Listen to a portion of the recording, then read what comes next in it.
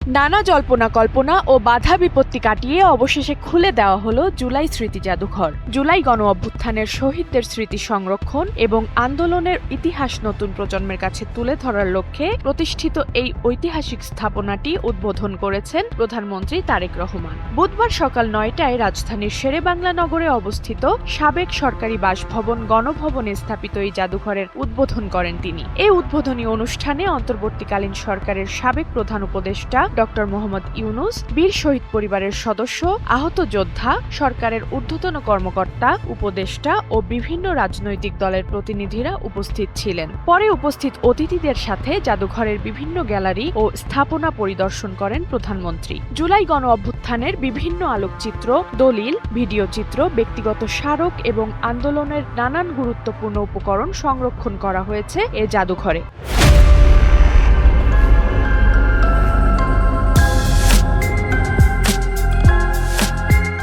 স্বৈরাচারী শেখ হাসিনা সরকারের ঐতিহাসিক পতনের ঘটনা স্মরণীয় করে রাখতেই অন্তর্বর্তী সরকারের আমলে এই জাদুঘরের কাজ শুরু হয়। বুধবার জাদুঘরটি আমন্ত্রিত অতিথি ও শহীদ পরিবারের সদস্যদের জন্য সংরক্ষিত থাকলেও ৬ আগস্ট থেকে এটি সাধারণ দর্শনার্থীদের জন্য উন্মুক্ত করে দেওয়া হবে।